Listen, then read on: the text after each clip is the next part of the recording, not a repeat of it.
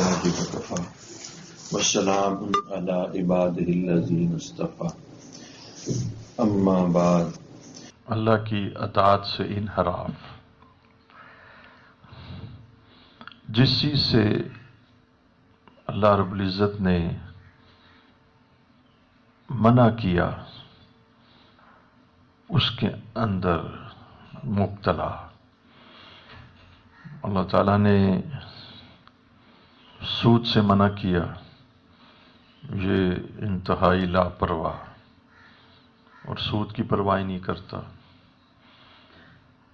تو یہ صفت ہے کافر کی کہ جب اس سے گناہ ہوتا ہے تو اس کی مثال ایسی ہی دیکھیے، مکھی بیٹھتی اڑ چلی جاتی، جیسے ناک پہ یا جسم پہ مکھی بیٹھی اور اس نے اڑا دی، اب اس کا واویلا تو نہیں کرتا،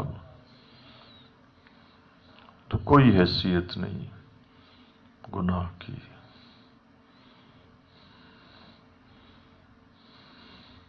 گناہ وہ ہے جو تیرے دل میں کھٹکے، اگر دل میں ایمان ہو۔ یہ گناہ کا کھٹکنا اور گناہ کی ندامت ہونا یہ خالص ایمان کی علامت ہے۔ اگر دل میں ایمان ہوگا تو گناہ کھٹکیں گے۔ جب گناہوں پر اصرار کیا جاتا ہے، اصرار کا مطلب تکرار، تو پھر ایک حالت آ جاتی ہے کہ کھٹکنا بند ہو جاتا ہے، اس وقت پھر قلوب سخت ہو جاتے ہیں، پھر ان کے اوپر ران آ جاتا ہے، کلا بل ران علی قلوبہم ما کانوا یکسبون۔ ان کے اعمال کی وجہ سے ان کے دلوں کے اوپر ران، سختی، قست قلوبکم قاسیہ، سخت، اتنے سخت کہ پتھروں سے سخت، پتھروں سے سخت۔ اور پتھروں میں سے کچھ ایسے ہیں کہ جو اللہ کے خوف سے گر جاتے ہیں، اللہ کے خوف سے گر جاتے ہیں، اور کچھ ایسے ہیں کہ ان میں سے چشمے پھوٹ پڑتے ہیں۔ تو گناہ کرنے سے یہ جو پھر ان کے قلوب سخت ہو گئے، یہ جو قلوب کی سختی بیان کی گئی ہے، یہ اللہ تعالیٰ کے سامنے ڈٹ کر ڈٹائی کرنے سے کی وجہ سے، علل اعلان نافرمانی کرنے کی وجہ سے، علل اعلان اللہ کی حدود کو توڑنے کی وجہ سے، پھر قلب سخت ہو جاتے ہیں، پتھروں کی طرح سخت۔ میں سمجھتا ہوں کہ سب سے زیادہ جو محرومی اور بدبختی اس شخص کے لیے کہ جس کا قلب سخت ہو جائے، اور قلب سخت ہو جانے کے بعد دعا نہیں مانگ سکتا۔ بس آپ دیکھیں، جو آدمی دعا نہیں مانگ سکتا نا، وہ بہت بڑی محرومی ہے، کیونکہ دعا تو کافر بھی مانگتا ہے، لمبی چوڑی دعائیں مانگتا ہے، دعا گناہگار بھی مانگتا ہے، دعائیں تو گناہگار لوگ بہت مانگتے ہیں۔ تو جس وقت آدمی کا قلب سخت ہو جاتا ہے تو سب سے پہلا سمٹم، سب سے پہلی علامت یہ ہے کہ آنکھ خشک ہو جاتی ہے، آنکھ میں نمی نہیں آتی، نہ رونا آتا ہے، اور دوسری علامت یہ ہے کہ ہاتھ نہیں اٹھتے اللہ کی بارگاہ میں، اور تیسری علامت یہ ہے کہ نیک لوگوں کی صحبت میں بیٹھنا انتہائی مشکل ہو جاتا ہے۔ چوتھی ہے کہ دین کی جتنی بھی عبادات ہیں، ان عبادات کو کرنا، جیسے نماز ہے، روزہ، اب دیکھیں جو لوگ روزہ نہیں رکھتے کوئی بوڑھے ہوتے ہیں، عین جوانی کے عالم میں رمضان چھوڑ دیتے ہیں۔ اور پانچویں علامت ہے کہ ان کو گناہوں کا ترک کرنا انتہائی بھاری ہوتا ہے، اور اس پر وہ قدرت نہیں رکھتے. قسط قلوب، ان کے اتنے دل سخت ہو جاتے. تو دعا بڑی کثرت سے مانگنی چاہیے. اگر دعا مانگنے کی توفیق کم ہے تو اس کو ایمرجنسی سمجھے. انٹینسیو کیئر یونٹ کا پیشنٹ ہے کہ دعا نہیں مانگ سک رہا. آدمی کو گھنٹوں دعا مانگنی چاہیے، تنہائیوں میں اور جلوت میں خلوت میں دعا مانگے. اب یہ جو قلوب سخت ہوتے ہیں اس کی کیا وجہ ہے؟ سادہ سی وجہ، اللہ کی مخالفت. اللہ رب العزت کی مخالفت. اللہ رب العزت کی مخالفت. وہ اللہ رب العزت کا دین جس کو شریعت کہا گیا ہے، شریعت وہ طریقہ حیات کہ جس کے مطابق زندگی گزارنے کا حکم دیا گیا ہے، شریعت کے مطابق زندگی گزارنے کا حکم دیا گیا، اس کی مخالفت کرتا ہے. حالانکہ شریعت اس کا بہت خیال رکھتی ہے کہ اس کے حقوق تلف نہ ہو، اس کی صحت خراب نہ ہو، اس کا دماغی نظام ٹھیک رہے، اس کو پرسکون رہنے دیا جائے، اس کے سکون میں کوئی خلل نہ آئے. شریعت اس بات کا تقاضا کرتی ہے کہ مسلمان تو ہے ہی وہی. اس کی ڈیفینیشن کیا کی گئی ہے؟ مسلمان کو ڈیفائن کیا گیا ہے کہ جس کے ہاتھ اور زبان سے، اس کی زبان اور ہاتھ سے دوسرے لوگ محفوظ ہوں. تو شریعت تو پروٹیکٹ کرتی ہے. شریعت تو حقوق جو ہے نا، حقوق کو محفوظ کرتی ہے. شریعت کسی کو گالی دینے کی اجازت نہیں دیتی. شریعت غیبت کرنے کی اجازت نہیں دیتی. شریعت کسی کی تحقیر کی اجازت نہیں دیتی. شریعت منہ کے اوپر تانا دینے کی اجازت نہیں دیتی. شریعت کسی کو رسوا کرنے کی اجازت نہیں دیتی. تو شریعت تو انسان کے حقوق کی حفاظت کرتی ہے. بہرحال شریعت کی مخالفت، اللہ کے بنائے ہوئے قوانین کی مخالفت. اللہ رب العزت چونکہ بادشاہ ہیں اس لیے لوگوں کے ساتھ مقابلہ نہیں کرتے. مقابلہ تو ہوتا ہے کہ جب آپ کسی کا گھر گرا دیں تو وہ پھر مقابلے پہ آ جائیں. اللہ تعالیٰ میں حلم ہے، برداشت ہے، اعلیٰ اخلاق کے مالک ہیں. درگزر کرتے ہیں، معاف کرتے ہیں، مغفرت کرتے ہیں، موقع دیتے ہیں، ڈھیل دیتے ہیں، بدلہ نہیں لیتے، انتقام نہیں لیتے.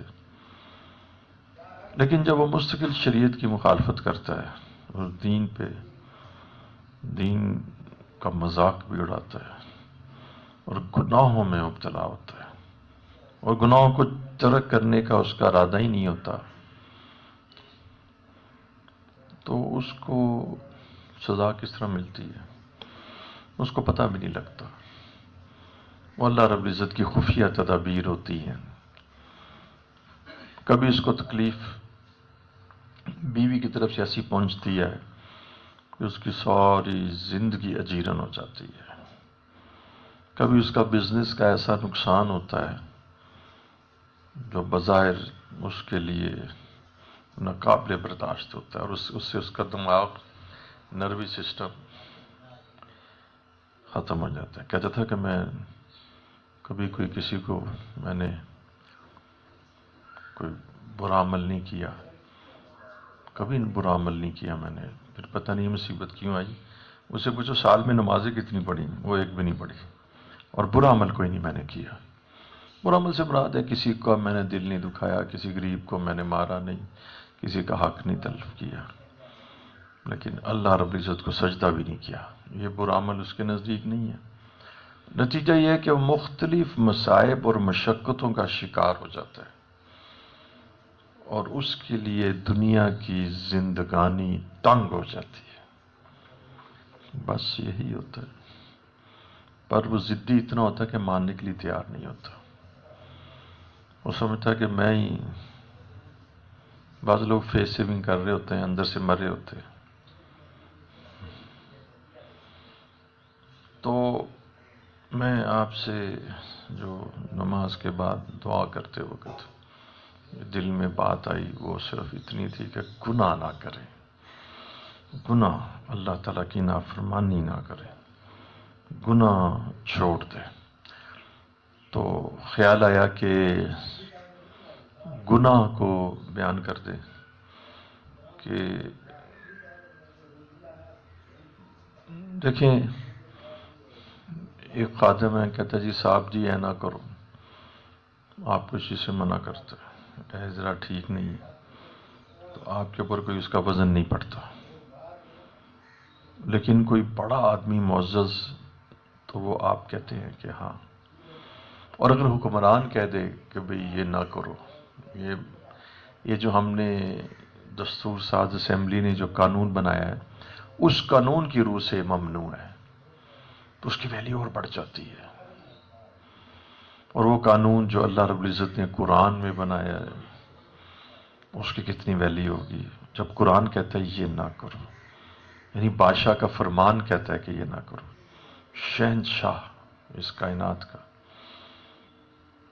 پوری جگہ پر اس کا کنٹرول ہے، پوری کائنات کی بادشاہت ہے. کوئی چاہے تو اس کی بادشاہ سے باہر نہیں نکل سکتا. اس کے قبضہ قدرت سے باہر کوئی کچھ نہیں، پر بھی نہیں مار سکتا. جو اس کا فرمان ہے اور جو اس کا امر ہے اس امر کی تابعداری کرنا، اور جس سے اس نے منع کیا اس سے باز آ جانا. بس جب ہم اس اللہ تعالیٰ کے اوامر کو جس کا اس نے حکم دیا، جیسے نماز ادا نہیں کرتے تو اللہ کی حکم عدولی ہوتی ہے. اس کو گناہ کہتے ہیں. تو آدمی ذرا جگرا بھی تو دیکھے، اپنا حوصلہ بھی دیکھے اور اپنی اوقات بھی دیکھے کہ کس بڑے رب کی نافرمانی کر رہا ہے. ٹکر بھی لے رہا ہے تو کہاں لے رہا ہے. یعنی حقیقت میں اللہ سے ٹکر لے رہا ہے. تو وہ آدمی کو پتا ہوتا ہے کہ یہ کورٹ سے مجھے یہ آرڈر آیا ہے، چاہے وہ کسی سینئر جج نے بھیجا ہے، جسٹس نے بھیجا ہے، تو اس کی کمپلائنس اور اس پر عمل کرنا اس کو ضروری ہوتا ہے. لیکن اللہ رب العزت چونکہ بدلہ نہیں لیتے اور اللہ رب العزت فوری سزا نہیں دیتے، اور پھر جب معافی مانگتا تو معاف بھی کر دیتے ہیں. اس لیے انسان جو ہے نا وہ شیر ہو جاتا ہے کہ ایک تو اللہ تعالیٰ گناہ پہ سزا نہیں دیتے اور فوری بدلہ نہیں لیتے اور معاف کرنے پر معاف کر دیتے. اس لیے بندہ شیر ہو جاتا ہے. بالکل جو غلطیاں ہم ماں باپ کے ساتھ کرتے ہیں فریکوینٹلی، ماں باپ معاف کرتے رہتے ہیں. اگر وہ ایک غلطی بھی کسی اور سے کریں، چاہے وہ ہمارا کوئی دور کا عزیز ہو، تو وہ ایک دفعہ بھی نہیں معاف کرتا. تو اللہ کی شفقت کی وجہ سے نا ہمیں سمجھ نہیں آ رہی.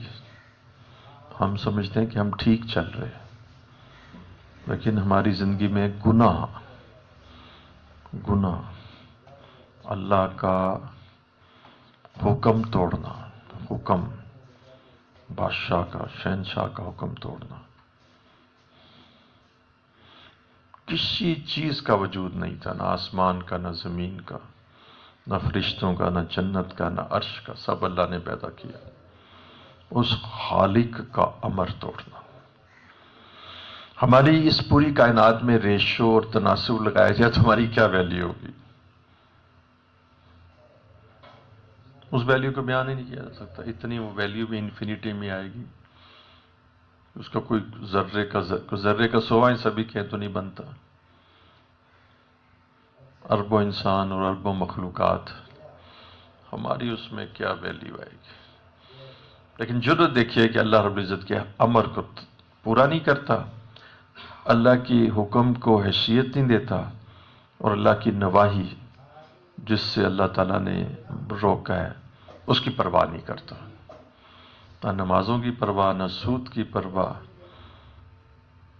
نہ بے حیائی کے کاموں کی پرواہ۔ بے حیائی کے کام، گانے، مجالس، انٹرنیٹ، بے حیائی کی چیزوں میں مبتلا، تو پھر پریشانی ضرور آئے گی، پھر برکت تو رخصت ہو جائے گی، پھر صحت کی برکت، مال کی برکت، اولاد کی برکت، عمر کی برکت، وقت کی برکت، زندگی کی برکت، یہ برکتیں رخصت ہو جائے گی، پھر مصائب اور آلام کا ہی ہر جگہ سایہ ہوگا۔ تو گناہ چھوڑ دیں، گناہ اللہ کی نافرمانی، اللہ سے ٹکراؤ، اللہ کو چیلنج کرنا۔ امام تیمیہ کہتے ہیں کہ اللہ تعالیٰ کو وہی لکھتے ہیں، کہتے ہیں اللہ رب العزت کو ناگواری ہوتی ہے۔ اب دیکھیے، آپ نے کتنے اچھے بزرگ دیکھے ہوں گے جن کو چھوٹوں کی باتوں پہ ناگواری ہوتی، اظہار نہیں کرتے۔ بہت سارے ایسے بزرگ ہوتے ہیں۔ ایک استاد ہے، اس کو بعض اوقات کلاس میں مختلف لوگوں کے کلام پر ذرا ناگواری ہوتی ہے، کیونکہ وہ آداب بھی نہیں جانتا اور کلام کی نوع بھی غلط ہوتی ہے، لیکن وہ شرم اور حیا کی وجہ سے نا وہ نہیں اس کو ڈانٹتے۔ ایسے ہی ہوتا ہے، آپ بھی ایسے ہی کرتے ہیں، ہر بندے کو اس کی غلطی پہ ڈانٹ تو نہیں دیتے۔ تو اللہ رب العزت میں بھی بہت حیا ہے، تو اللہ تعالیٰ اس گناہ پر اس کو فوراً میسج نہیں کرتے، لیکن اللہ کو ناگواری ہوتی ہے۔ یہ بتانا چاہ رہا تھا، امام صاحب نے لکھا۔ اچھا، اب آپ دیکھیں، آپ کو پتہ لگے کہ آپ نے 10 باتیں کی ہیں صبح سے لے کے شام تک، اور آپ کے جو استاد ہیں اس کو ناگواری ہوئی ہے، لیکن اس کے اظہار نہیں کیا، لیکن آپ کو پتہ لگ گیا، آپ کیا کریں گے؟ دوسری شکل ایک عام لے لیتا ہوں جو بڑی جلدی سمجھ میں آئے گی۔ آپ کسی کا ملازم ہے اور ایک آدمی آپ کا باس ہے، وہ سینئر ایگزیکٹوز میں سے، آپ اس کے نیچے کام کرتے ہیں، آپ نے 5 غلطیاں کی ہیں اور اس نے نوٹ کی ہیں، اس کو ناگواری ہوئی ہے، لیکن اسے اظہار نہیں کیا۔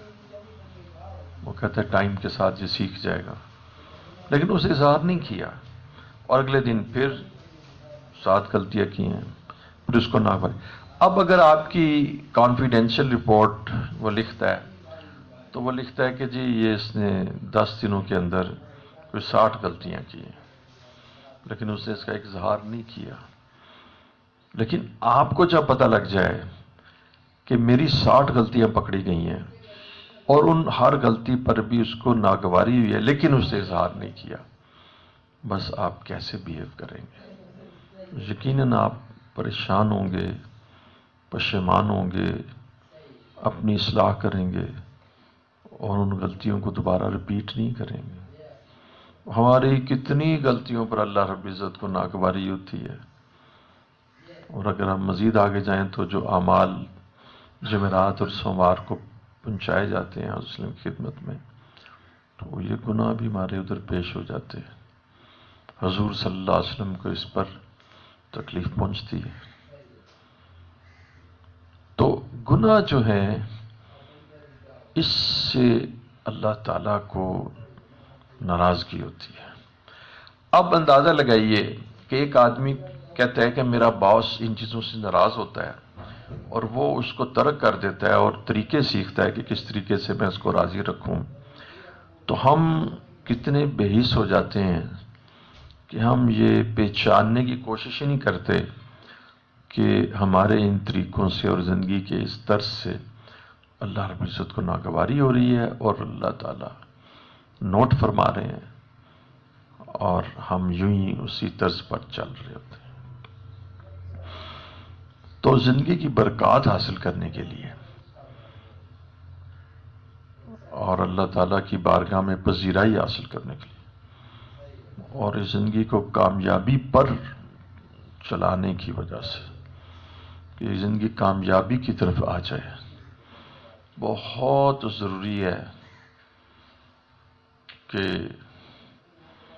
آدمی بہت ضروری آدمی گناہ چھوڑ دے، گناہ چھوڑ دے، حرام خواہشات، حرام شہوات، زنا چھوڑ دے، بد نظری چھوڑ دے، آنکھوں سے وہ چیزیں دیکھنا حرام ہے وہ چھوڑ دے، کانوں کے گناہ چھوڑ دے، کانوں سے موسیقی سننا حرام ہے، موسیقی چھوڑ دے،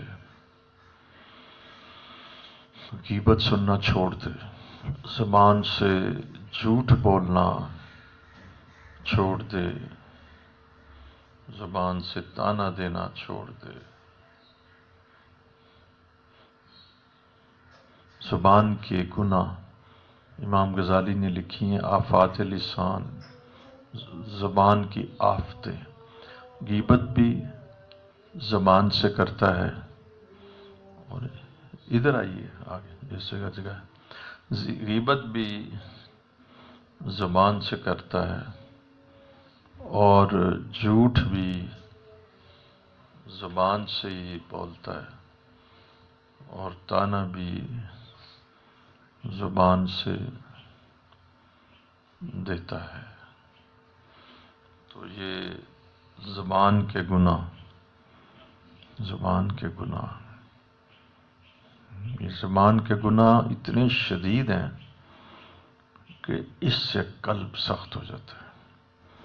حتیٰ کہ میں آپ کو بتاؤں، کثرت کلام سے قلب سخت ہو جاتا ہے، کلام کی کثرت سے قلب سخت ہو جاتا ہے۔ اور جب کلام کے اندر غیر ضروری چیزیں، لغو اور وہ اشیاء کہ جن کا کوئی نفع نہ ہو، اس کی کثرت ہوتی ہے،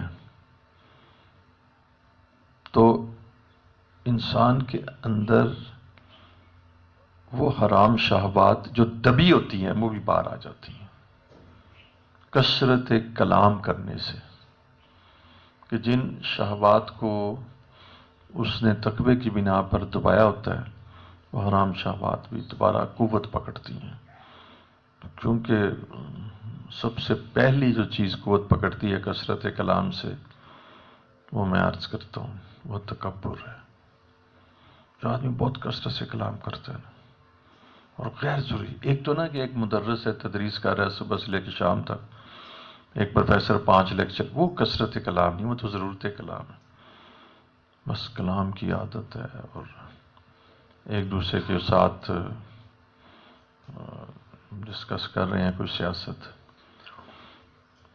تو کلام، زبان کے گناہ بہت ہے، تو کلام کی تقلیل بڑی ضروری ہے، اور بالخصوص جو فحش کلام ہے اور لاجینی کلام، بے مقصد، اس سے بچنا انتہائی طور پر ضروری ہوتا ہے۔ تو میں یہی کہوں گا کہ بذروا ظاہر الاسم و باطن، کہ اللہ تعالیٰ کی نافرمانی چھوڑ دیں۔ اللہ تعالیٰ نے جو اصول و ضوابط بنائے ہیں، جس کو شریعت کہتے ہیں، شریعت نے جتنی چیزیں ممنوع قرار دی ہیں وہ چھوڑ دیں۔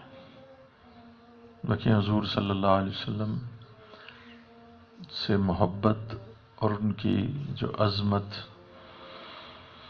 کی دلیل کیا ہوگی، اس کی دلیل اس قرآن کی آیت سے آپ دیکھیں۔ یعنی ہم محبت تو ظاہر ایمان کی تکمیل اس کے بغیر ہو نہیں سکتی۔ وما اتاکم الرسول فخذوہ وما نہاکم عنہ فانتہوا، پہلے تو کہا گیا اسوہ حسنہ، لقد کان لکم فی رسول اللہ اسوۃ حسنہ، کہ تم نے زندگی گزارنی ہے تو تمہیں ایک طریقہ حیات چاہیے. معاشرت کیسی ہونی چاہیے، معاملات کیسی ہونی چاہیے، بزنس کیسے ہونا چاہیے، تجارت کیسی ہونی چاہیے، اخلاقیات کیسی ہونی چاہیے، عبادات اور عقائد. تو اس میں تم اسوہ حسنہ، رسول اللہ صلی اللہ علیہ وسلم کا اسوہ حسنہ. اور دیکھیں اسوہ حسنہ کی شان دیکھیے کہ جتنا آج سے 1000 سال پہلے حضور صلی اللہ علیہ وسلم کی باتیں اور اسوہ حسنہ محفوظ تھا، اب تو اس سے بہت زیادہ محفوظ ہو گیا. جتنا وقت گزرتا چلا گیا اتنا اسوہ حسنہ زیادہ محفوظ ہوتا چلا گیا. ہمیں وسلم کی پوری زندگی کی تفصیلات حاصل ہو گئی اور لوگوں نے دین پر پریکٹس بھی کیا، اس کے فوائد بھی حاصل ہوئے. اب وہ اسوہ حسنہ میں جو اصول و ضوابط ہے اس کے بارے میں اللہ جل شانہ نے فرمایا کہ نبی جو تمہیں دیں، جس چیز کو کرنے کو کہیں تو تم فخذوہ، تم اس کو مضبوطی کے ساتھ پکڑ لو. بس اس کو مضبوطی کے ساتھ، اس میں تذبذب کا شکار نہ ہو، اس کے اندر کسی شک اور کی گنجائش نہیں ہے. اتباع. اور نبی جس سے تمہیں روکیں اس سے تم رک جاؤ. بس وما نہاکم عنہ فانتہوا. اور یقین جانی نبی جس سے روکیں گے نا وہ آپ کے لیے انتہائی فائدہ مند ہوگی. نہیں وہ آپ نبی جس چیز سے آپ کو روکیں گے نا اس کا رکنا آپ کے لیے انتہائی فائدہ مند ہوگا، اور نہ روکنا انتہائی مضر ہوگا. چلیے اس کی ایک مثال لے لیں. نبی آپ کو، اہل ایمان کو شراب سے روک رہے ہیں. اب بتاؤ، شراب سے روکنا، متفقہ طور پر شراب انسان کی عقل کو مار دیتی ہے، اور انسان کی جو وجہ فضیلت ہے وہ عقل کی وجہ سے ہے. اور جو چیز عقل انسان کے اوپر جو شریعت لاگو ہوتی ہے وہ عقل کی وجہ سے ہے، اور مجنون پر شریعت لاگو ہی نہیں ہوتی. اور جس چیز سے عقل رفتہ ہو جائے، عقل ہی چاہتی رہے. آپ نے ہیروئن ایڈکٹس کے لوگ دیکھے ہوں گے. میں نے ایسے ایسے لوگ دیکھے. میں نے ایک میجر صاحب کو، ایک کرنل صاحب کو دیکھا، تو وہ ریٹائر ہو گئے. ریٹائر ہونے کے بعد کسی دوست نے ان کو، ان کی بیوی کہتی ہے کہ کبھی میں ان کو تلاش کرتی کرتی کسی کوڑے پہ چلی جاتی تو وہاں پر وہ نام. اور ایک عجیب بات بتائی جس سے مجھے بھی بڑی تکلیف پہنچی. کہنے لگی آپ حیران ہوں گے کہ کرنل صاحب گلبرگ میں رہتے تھے، اور وہاں کی مارکیٹ کے دکانوں سے انہوں نے 50 روپے، 100 روپیہ، 200 روپے، سب نے کہا کرنل صاحب جو آ جائیں کسی جگہ پر اور یہ کہیں کہ بھی مجھے تھوڑا سا 200 روپیہ دے دو، سب نے قرضہ دیا. پھر پتہ لگا کہ وہ چونکہ گھر کی عورت، ڈاکٹر نے کہا تھا ان کو پیسے نہ دیں، تو پیسے باہر سے لے کے تو وہ جو ان کی ہیروئن تھی وہ اس کو خریدتے تھے. یعنی ساری فیملی تباہ ہو گئی، فیملی تباہ ہو گئی، حتیٰ کہ طلاق ہو گئی، بچے بڑے ہو گئے، پھر بڑے مسائل ہیں. تو شراب انسان کے اندر بغض پیدا کرتی ہے. جوا منع کیا گیا تو یہ بغض پیدا کرتی ہے. بغض یعنی مسلمانوں کا بغض کتنا منع کیا گیا. زنا نسل کو خراب کر دیتا ہے. زنا سے کتنے مسائل پیدا ہوتے ہیں. شریعت نے پاکیزہ راستہ دکھایا نکاح کا. غیبت سے ایک دوسروں کے دل ایسے ختم ہوتے ہیں اور رنجشیں اور عداوتیں پیدا ہوتی ہیں. غیبت کو حرام قرار دیتی ہے. منہ پر تانا دینے سے انسان کی تذلیل ہوتی ہے، اور اللہ فرماتے ہیں وَلَقَدْ كَرَّمْنَا بَنِي آدم، ہم نے بنی آدم کو بہت عزت اور تقدس دیا ہے، تم اس کے منہ پہ تانا نہ دو. جس چیز سے بھی اللہ رب العزت نے منع کیا ہے. جھوٹ بولنے سے انسان کا ضمیر کالا ہوتا ہے، جھوٹ بولنے سے نقصانات ہوتے ہیں. اس لیے کہا کہ حق گواہی دو، تاکہ اگر وہ تمہارے رشتہ دار کے خلاف بھی جائے تو عورت کو پردے میں ڈال دیا تاکہ اس کا تقدس قائم رہے اور اس کو لوگ وہ غلط استعمال نہ کریں. تو شریعت نے عورت کو اگر پردہ دیا تو عورت کی حفاظت کی، اس کو پروٹیکشن دے دی. کیونکہ وہ عقل اور شعور نہیں رکھتی اور جذبات اور ایموشنز اور سینٹیمنٹس کی بنی ہوئی ایک شے ہے کہ وہ اپنے بارے میں صحیح ڈیسیژنز نہیں لے سکتی، کوئی اس کو گمراہ نہ کرتے۔ اسے کہا گیا کہ یہ آرنامنٹ ہے، اس کو نہ تم بہت اچھے کیسز میں رکھو، اس کو پردے میں رکھو، اس کو کھلے عام نہ اس کو رکھو۔ تو جس چیز کو شریعت نے منع کیا ہے، آپ اگر دیکھ لیں کہ وہ انسانی جسم کے لیے بھی مضر ہے، جسم کے لیے، اور اس کے ذہن کے لیے بھی مضر ہے۔ تکبر سے آدمی کی عقل ماری جاتی ہے، تکبر حرام قرار دے دیا گیا۔ بغض اور کینہ، حسد سے انسان کے اندر آگ لگی رہتی ہے، سائیکی اس کی خراب ہو جاتی ہے، زندگی اس کی جیرن ہو جاتی ہے، خوشی اس کو کسی کی ہوتی نہیں، جب کسی کو خوشحال دیکھتا ہے تو حسد میں مبتلا ہو جاتا ہے، اپنی زندگی کڑن میں گزارتا ہے، کڑن کے اندر ہر وقت بلتا رہتا ہے۔ شریعت نے حسد کو بھی منع کر دیا، تکبر کو بھی منع کر دیا۔ شریعت نے یہ کہا کسی کے بارے میں بدگمان بھی نہ ہو، یہ بھی کبیرہ گناہ ہے، کہ بدگمانی کبیرہ گناہ ہے، کہ تم بدگمان نہ ہو، اس کے ساتھ حسن ظن رکھو۔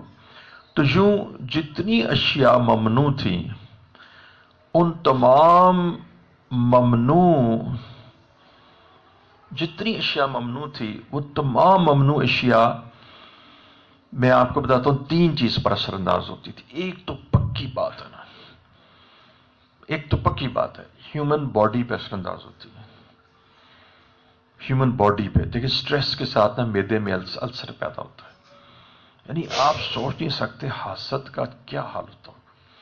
یعنی اللہ تعالیٰ نے کہا وَمِن شَرِّ حَاسِدٍ إِذَا حَسَدْ، تم حاسد کے شر سے پناہ مانگو جب وہ حسد کرے تم سے، کہ تمہیں نقصان پہنچے گا۔ تو اندازہ لگائیے کہ جو شخص خود حسد کر رہا ہوگا، اس کے اندر حسد کی آگ لگ گئی ہوگی، اس کا کیا حال ہوگا۔ آپ اس کا ذرا ہیموگلوبن دیکھیے گا، خون تو اس کا جل رہا ہوتا ہے، اندر سے وہ سڑ رہا ہوتا ہے، مزاج میں وہ تلخ ہو رہا ہوتا ہے۔ اللہ نے یہ نعمت اس کو دی، یہ کیوں دی؟ اللہ پر اعتراض کر رہا ہوتا ہے۔ تو سب سے پہلے اس کی ہیومن باڈی متاثر ہوتی ہے، پکی بات، بالکل۔ میں آپ کو بتاؤں، آپ دیکھتے نہیں ہیں یہ سیدھے سادے بولے والے لوگ کتنے خوب کھانا بھی کھاتے ہیں اور دبا کے ڈٹ کے سوتے بھی ہیں، اور تبلیغی جماعت کے لوگ بہت خوش رہتے ہیں اور ہر وقت دوسروں کی فکر ہی انہیں پڑی رہتی ہے، صحتیں بھی اچھی رہتی ہیں، 80 سال میں بھی مقیم بنتے ہیں اور کھاتے پیتے دوڑتے رہتے ہیں۔ ایک صاحب کہنے لگے کہ میں ان کے دسترخوان میں گیا تو میں نے دیکھا کہ بوڑھے لوگ سارے مکھن ہی کھا رہے تھے، سارے دیسی گھی کھا رہے تھے۔ تو آج کل تو 60 کے اوپر تو کوئی دیسی گھی کھا ہی نہیں سکتا۔ یقین جانیے سچی بات ہے۔ میں آپ کو بتاؤں، میں آپ کو ایک بات بتاتا ہوں، یہ کوئی حرج نہیں اس بتانے میں۔ یہ آپ نے دیکھا ہوگا زینت لیب، یہ سب سے پہلے بڑی ریلائبل لیب تھی۔ اب مجھے اس کی تفصیلات کا پتہ نہیں۔ میں ڈاکٹر زینت کو ملا۔ ڈاکٹر زینت جو تھی نا وہ بہت نماز کے خلاف اور سیکولر سی، تو میں اس کو ڈاکٹر زینت کو ملا۔ تو اس وقت یوں سمجھے گا کہ سب سے زیادہ جو سٹینڈرڈ لیبارٹری تھی نے ڈاکٹر زینت کی تھی۔ ڈاکٹر زینت کہتی ہے کہ میں آپ سے ایک سوال کرتی ہوں۔ مثلا اس کا یہ تھا کہ وہ روزے، جب رمضان آتا تو اپنے ٹیکنیشین کو روزے نہیں رکھنے دیتی تھی، اور افطاری میں مطلب نماز نہیں پڑھنے دیتی۔ اب مجھے نہیں پتا، یہ بات پرانی ہے، ہو سکتا ہے اس نے اب اللہ کی طرف رجوع کیا، اب تو وہ ویسے بھی 80s میں ہوگی یا کس میں ہوگی، پرانی بات ہے۔ مجھے ڈاکٹر زینت کی بات میں آپ بتاتا ہوں، جو پورے پنجاب میں واحد لیب تھی جس میں میڈیکل کالج کے پروفیسر نہیں، پرنسپل اور میڈیسنز کے سارے لوگ ادھر ریفر کرتے ہیں، یہاں کی رپورٹ ہم مانیں گے۔ اچھا اب میں آپ کو بتاتا ہوں، یعنی بات آپ سمجھیں کہ 70s کی ہوگی۔ کہنے لگی کہ میرے پاس نا بڑے بڑے علماء اور بڑے بڑے مشائخ، یعنی یہ میں اپنی لینگویج جو وہ کہتی تھی تھیولوجسٹ اور پریچرز اور بوڑھے جو 70s 80s میں ہیں، کہتی ہے کہ میں ان کے ٹیسٹ کرتی ہوں اور ان کے ٹیسٹ 16 18 20 سال کی عمر کے لڑکے کے نکلتے ہیں۔ ہیموگلوبن تو ان کا بہت ہی اچھا ہوتا ہے، میں نے کہتی اس کیا ریزن ہے؟ میں کہا دیکھو، جب آدمی سڑتا ہے اندر حسد کرتا ہے بلتا ہے تو ہیموگلوبن خون تو ویسے ہی سڑ جاتا ہے. تو میں نے کہا آج کل دنیا دار لوگ جو ہیں وہ بیچارے ایک دوسرے کے تقابل میں سڑ پھر رہے ہوتے ہیں، تو ہیموگلوبن اکثر خواتین کا بھی کام ہوتا ہے. کہنے لگی کہ میرے پاس ایک بزرگ آئے، میں نے ان کا ہیموگلوبن دیکھا، وہ 16 تھا. کہتی آج کل تو نوجوانوں کا بھی 16 نہیں ہوتا. تو پھر اس نے کہا تبلیغی جماعت کے بزرگ میرے پاس آتے ہیں، میں ان کا ٹیسٹ کرتی ہوں تو میرا ان کا جناب ٹیسٹ اس طرح جوانوں کی طرح ان کے ٹیسٹ آتے ہیں، اور آج کل کے جوانوں کے بھی وہ ٹیسٹ نہیں ہوتے. تو یہ پکی بات ہے. دیکھیے خوش رہنے سے نا انسان کے دل دماغ پر بہت اثر ہوتا ہے. آپ کو پتہ ہے غم سے، اور وہ والا غم ایک تو ہوتا ہے نا امت کا غم جو تبلیغی جماعت کا، اس سے نہیں. ایک ہوتا ہے غم، ہائے میرے پاس یہ چیز نہیں، محرومیوں کا غم. وہ غم جو ہے نا گردے خراب کرتا ہے، سٹریس سے گردہ خراب ہوتا ہے. اس کو باقاعدہ انہوں نے سائیکوسومیٹک ڈیزیزز بیان کی ہیں. سوما باڈی کو کہتے ہیں، سائیکو دماغ سے متعلق. جب دماغ پہ سٹریس پڑتا ہے السر ہوتا ہے. السر کی سب سے بڑی وجہ وری بتائی گئی ہے، وری، ہری اینڈ وری اینڈ کری. تو کری سے بھی ذرا کریں، اور ہری اجلت، اور وری غم غم غم. غم سے پھر انہوں نے کہا ہے کہ دل پر اثر ہوتا ہے، پھر شریانوں پہ اثر ہوتا ہے. اب وہ لیٹسٹ انہوں نے اتنی اس کو کہا ہے کہ جگر خراب ہوتا ہے، گردے خراب ہوتے ہیں. تو میں آپ کو بتاؤں جتنی ممنوعات شریعہ ہے نا، ذرا میری بات سنیے گا، جب آدمی ان میں مبتلا ہوتا ہے تو انسان کی باڈی، جسم، صرف جسم کا ذکر کر رہا ہوں، وہ بڑا ایڈورسلی افیکٹ ہوتا ہے. دیکھ لیجیے ایسے ہی ہوتا ہے. اکثر جو لوگ شراب پیتے ہیں اور اس کے ساتھ دوسرے معاملات ہوتے ہیں، جلدی ان کے گردے فیل ہو رہے ہوتے ہیں، اور جلدی ان کی دوسری چیزیں خراب ہو رہی ہوتی ہیں، اور اس کا جسم بھی خراب ہو رہا ہوتا ہے. دوسری چیز، 3 چیزیں میں نے آپ کو بتائی ہیں. دوسری چیز ممنوعات شریعہ میں انسان کی سائیکی ہے، دماغ. دیکھیں جس کے دماغ کے اندر نرمی ختم ہو جائے، شراب سے نرمی ختم ہو جاتی ہے.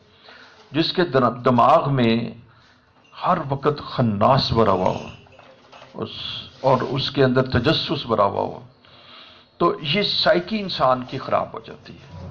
یعنی جب آدمی ان چیزوں میں مبتلا ہوتا ہے، کسی کی غیبت کر رہا ہے، کسی کی چغلی کر رہا ہے، کسی کے بارے میں بدگمانی کر رہا ہے، تو اس کی دماغ کی سائیکی، اور سچ پوچھے سکون اس کے قریب سے بھی نہیں گزرتا. وہ یا ڈپریشن کا شکار ہوتا ہے، یا اس کے اندر ہائپر ایکٹیویٹی ہوتی ہے، یا کبھی اس کا موڈ جو ہے وہ اس کی ویریشن کی وجہ سے اس کو نیند نہیں آتی. تو یہ جو فاربیڈن چیزیں ہیں جو شریعت نے ممنوع قرار دی ہیں، نہ صرف انسان کے جسم کو متاثر کرتی ہیں اور دماغ. اب مجھے بتائیے باقی کیا رہ گیا؟ تو ابھی میں نے آخرت کا ذکر نہیں کیا. آخرت میں تو یہ آخرت کو خراب کر دیں گی. غیبت سے تو اس گناہ لکھا جائے گا، اور روز قیامت اس کا حساب ہوگا. اگر اس نے اس سے معافی نہ مانگی اور اس نے معافی نہ دی تو پھر مفلس بن جائے گا. اس کی نیکیاں اس کو مل جائیں گی روز قیامت. غیبت کرنے والا جو ہے وہ اپنی نیکیاں دے دے گا.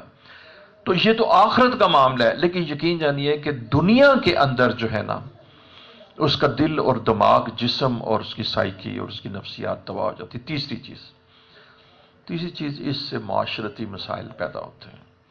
آپ اندازہ نہیں کر سکتے کہ جھوٹ بولنے سے کتنے معاشرتی مسائل پیدا ہوتے ہیں، اور غیبت کرنے سے. جب ہم ایک دوسرے کی غیبت کرتے ہیں تو ایک دوسرے کے بارے میں دلوں میں پھر بغض پیدا ہوتا ہے، بدگمانی آتی ہے، تو یہ معاشرتی مسائل پیدا ہوتے ہیں. پھر اس سے عداوتیں پیدا ہوتی ہیں، پھر اس سے دشمنیاں پیدا ہوتی ہیں، پھر اس سے بہت پیدا ہوتا ہے. اور آدمی میں، 2 سگے بھائیوں میں، 2 سگی بہنوں میں، ساس اور بہو میں خلیج پیدا ہوتی ہے. تو یہ اس کے معاشرتی نقصان ہیں. تو اللہ تعالیٰ سے ہم دعا کرتے ہیں کہ جو چیزیں ممنوعات شریعہ ہیں اور جو چیزیں نواہی میں شامل ہیں اور حرام قرار دی ہیں، ان تمام چیزوں کو ہم چھوڑ دیں. یہ گناہ ہیں، اللہ نے ان کو منع کیا ہے. بادشاہ نے، شہنشاہ نے، جس نے ہماری تخلیق کی ہے، جس کے ہاتھ میں ہمارے سانس اور دل کی دھڑکنیں، اس رب نے اس کو حرام قرار دیا ہے، اس کو منع کیا ہے. اس سے باز رہنے کا حکم دیا ہے، ان گناہوں کو ہم چھوڑ دیں۔ اور بالخصوص میں عرض کرتا ہوں کہ معاشرے کے اندر جو فحاشی کے امور ہیں اور جو فحاشی کے انسٹرومنٹس ہیں، میرا مطلب ہے جو بے حیائی پھیلاتے ہیں، جو حیا کو ختم کرتے ہیں۔ دیکھیں، جب حیا ختم ہو جاتی ہے تو بد لحاظی پیدا ہو جاتی ہے۔ وہ حیا انسان کو زنا پر ہی آمادہ نہیں کرتی، وہ بے حیائی انسان کو زنا پر آمادہ نہیں کرتی، ماں کے سامنے بھی بدتمیزی کرتا ہے۔ آپ کو پتہ ہے، میں اپنا ایک انالیسس بتاتا ہوں، صرف میرا ذاتی انالیسس۔ جب کوئی ماں یا کوئی میرے پاس آتی ہے تو وہ کہتی ہے یہ میرا اب میرے سامنے بدتمیزی کرتا ہے، یہ آخری سمٹم ہوتا ہے انٹرنیٹ کا۔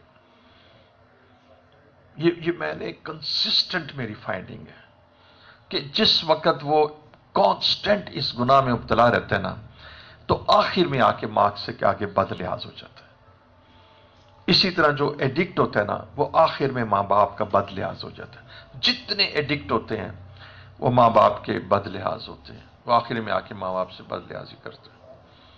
میں نے اس کو دیکھا ہے کہ میں نے کہا اب دیکھو، وہ بتاتی ہے کہ وہ ان چیزوں میں مبتلا ہے، لیکن اس کے بعد اس کے اندر سے حیا ختم ہوتی ہے۔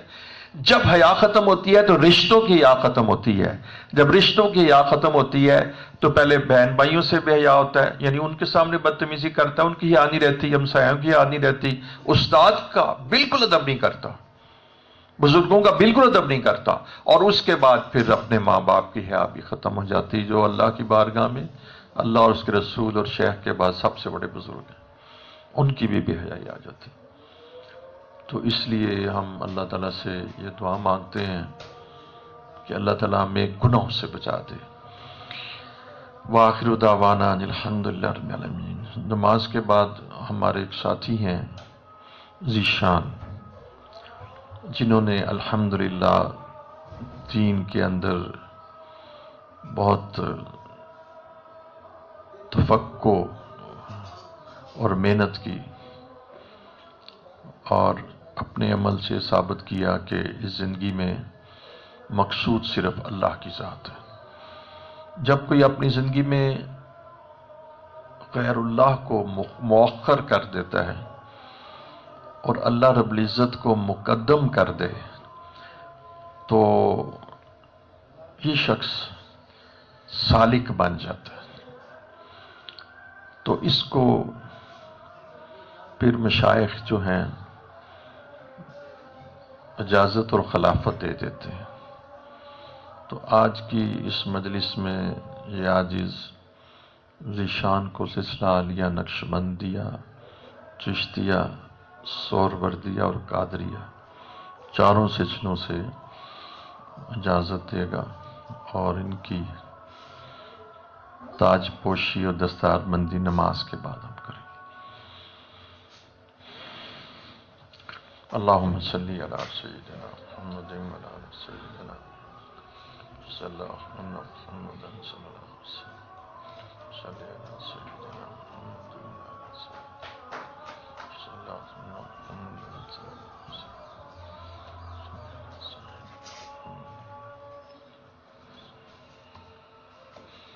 یا اللہ رب العزت ہمیں گناہوں سے نجات عطا فرما دے، گناہوں سے اللہ ہماری زندگی کو پاک فرما دے۔